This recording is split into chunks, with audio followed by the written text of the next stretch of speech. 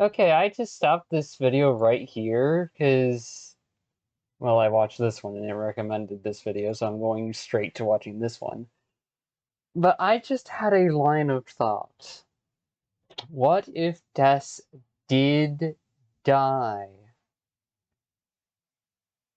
but through using a shadow crystal was able to get a kind of half-life where they're revived back in the light world? Not really there, but still able to interact with things. Out of sight, out of mind, but not out of time yet. Prove that you can dispel a titan from within. Theory crafting. No, I can definitely say that they're trying to revive Des, and they were hoping to get Gerson in on the plan, I think, via the Shadow Crystal. Because if the night is Des revived through darkness,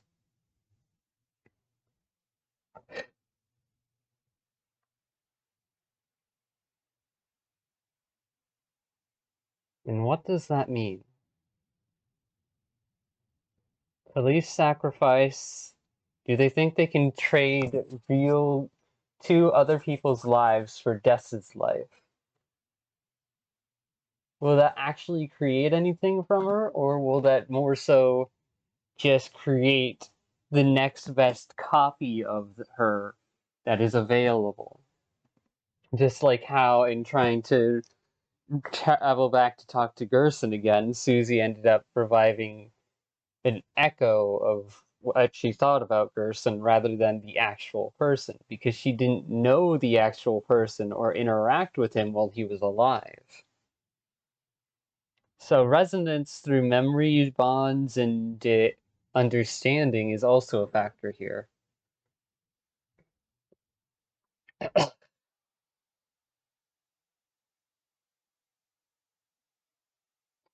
Oh.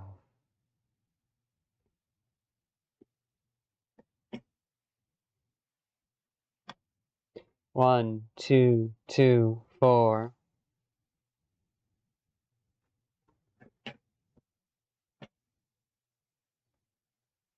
Deltarune.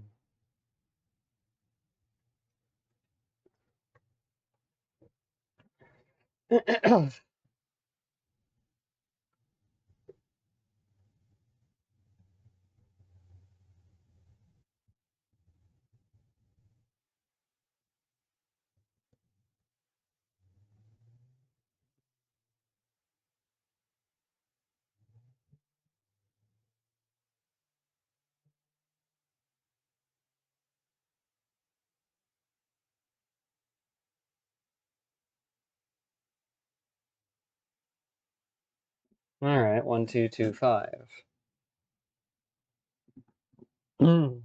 Chris is going to lose a part of themselves in this. Something that they won't be able. Your hands stop existing. What are hands associated with? Agency.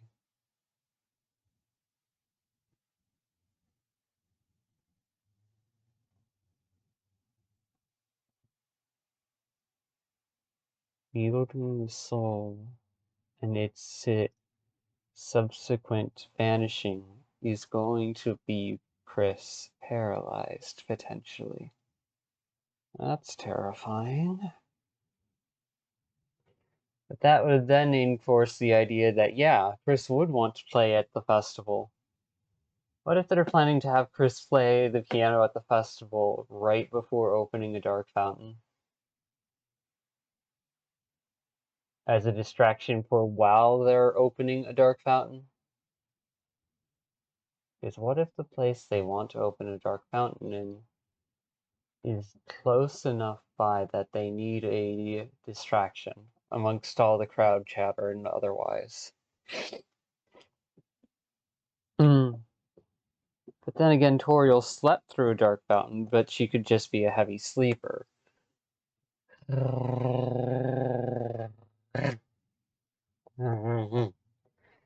Tasty ideas, tasty ideas.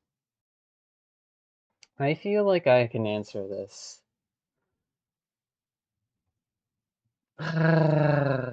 Following the devil's tail, a I don't I don't know what else to call it, so I'll call friend an absence in that regard, but an absence from beyond the dark world, wanting to gain a foothold in reality, would absolutely, even if it just wants to be a friend, genuinely, even if it just wants to have fun and play pretend.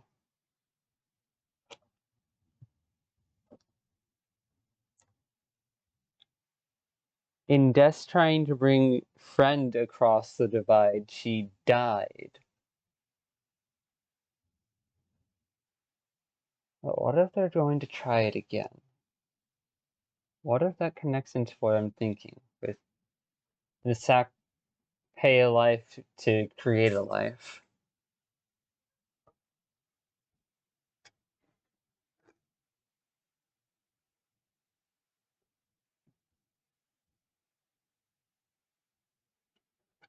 Lost in Lost girl is in still seeking an unobtainable goal, or a goal that leads to a dead end.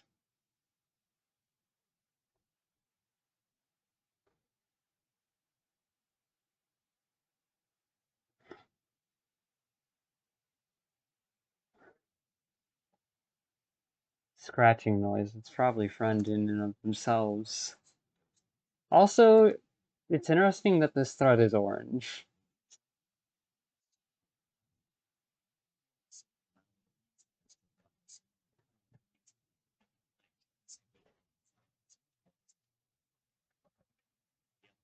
Yeah,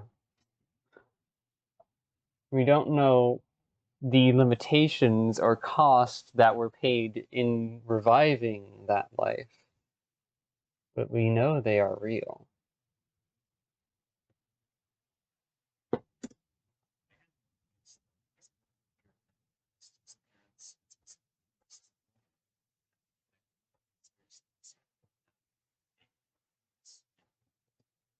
Yeah, you gotta get down to the root of things if you're gonna trim the symptoms off.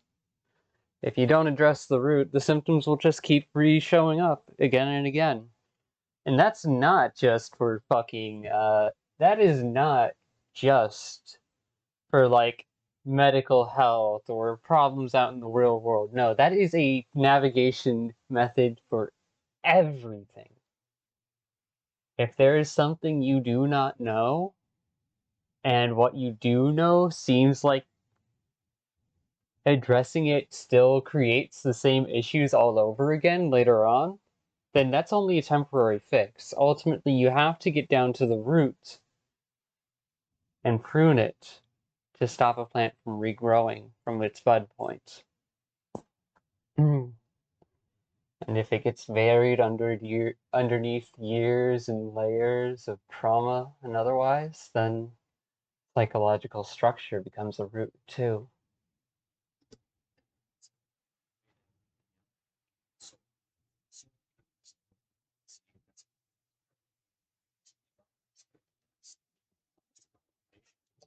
Don't forget, Chris. I don't think the one thing I absolutely love about the phone call is like everyone assumes it's the same speaker. When the conversation in the kitchen and the conversation here at the end scene could be completely different.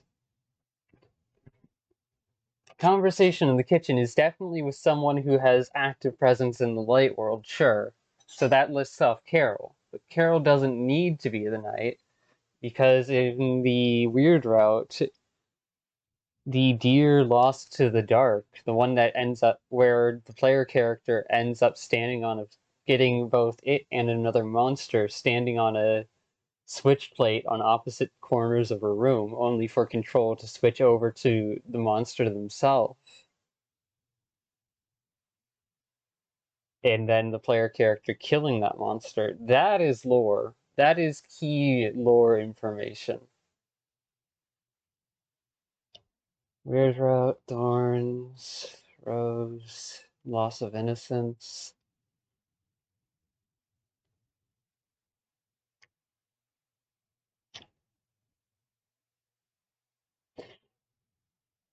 That fracture on the weird route where Noel gets re-embedded with the thorn is a loss of innocence in no longer being unaware of the whole scheme or not being on the team for this whole project.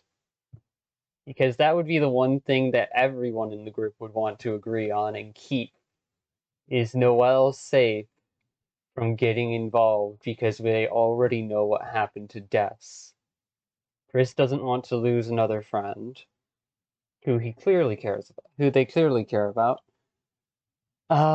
Carol would absolutely be distraught and devastated if she lost another daughter. Rudy would not live, though I do consider Rudy Night Theory to be, eh, that's like a tertiary orbiting thing that's as a secondary possibility, but primary possibility is definitely thus. Darkness and water. One moment.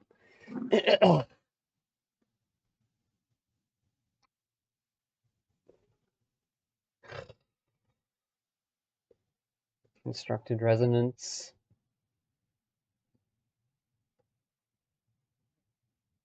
Abyss, water, depth, mind.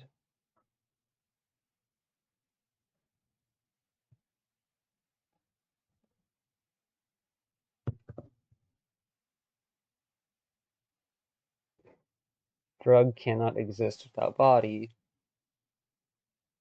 and body is constructed of chemical signals for specific purposes, which can then be altered by drugs.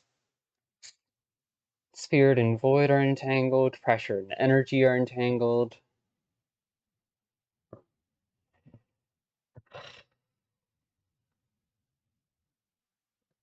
I'm keeping track of a lot of different things.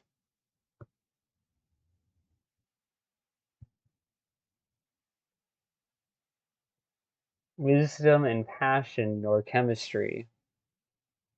Passion, chemistry, grace, and wisdom.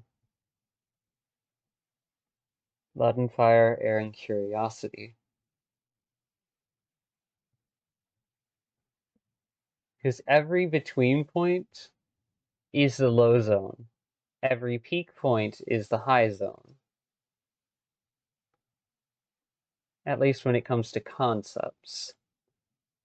In terms of pure color theory, well, you've got that all to deal with.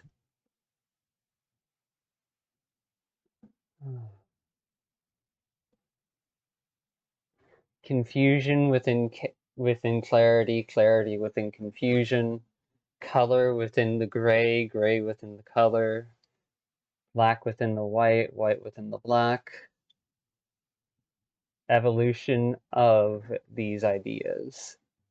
So then what is it between inside of both? What different ways can they all collapse? That is definitely where I started out.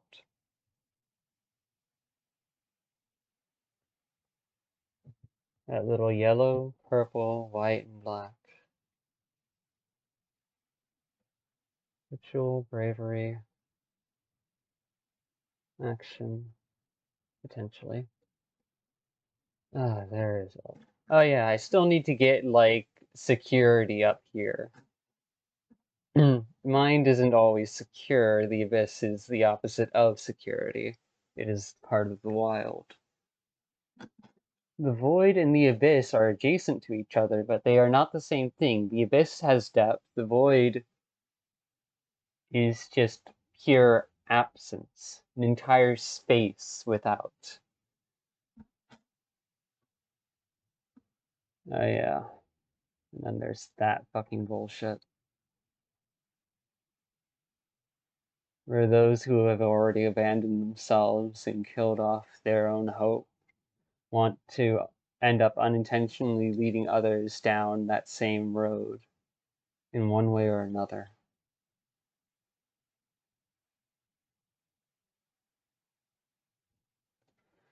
Oh, nice technology, insanity, pressure.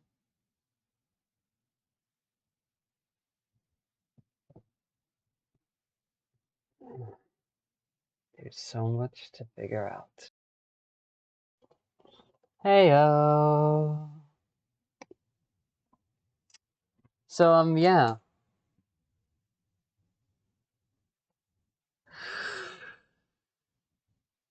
Personality imprints. I feel like this only further reinforces the Des as night vector. Oh, they even talk about exactly what I mean. Right there. Deer.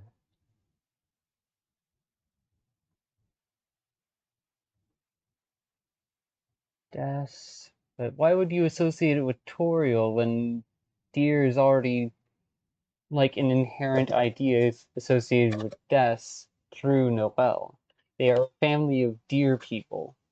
So unless Des is an adopted child, it would make no sense. And although that would be an interesting story for both of them to be adopted children, the reality is Toby's not on that line yet. So far, humans getting adopted by monsters within these universes are the consistent key feature. If there was a double adoption across two different families, you'd think the story would make a note of it, explaining or presenting it, but it doesn't.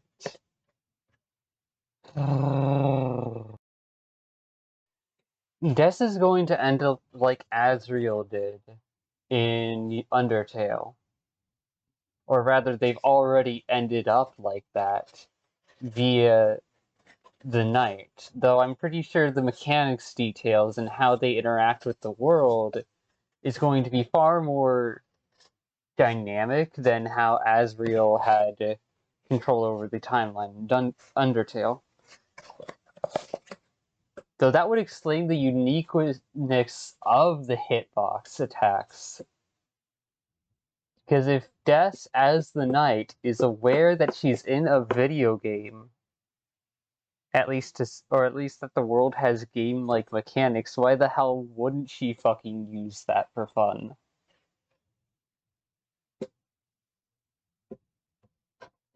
Hmm.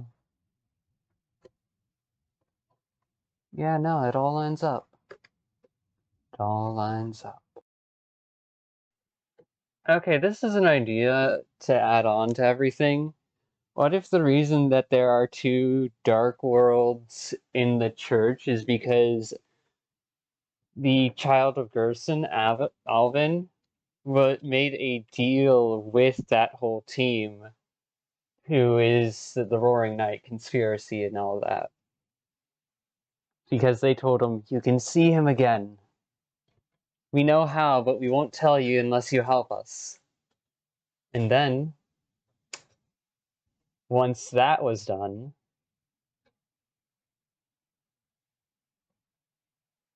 they're like, okay, lock up this door, leave things be. You can create a dark world via stabbing the ground with something sharp.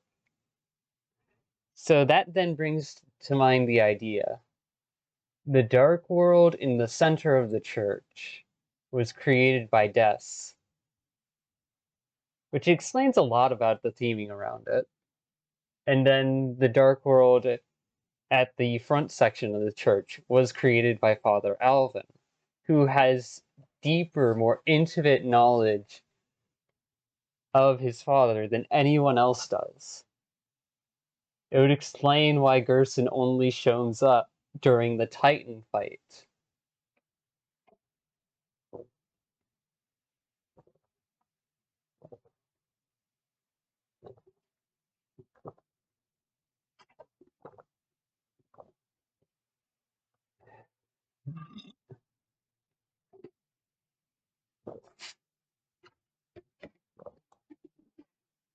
Susie only knows Gerson for being cool and clever and smart. And I would say that is a reflection on how Des knows of Gerson as well.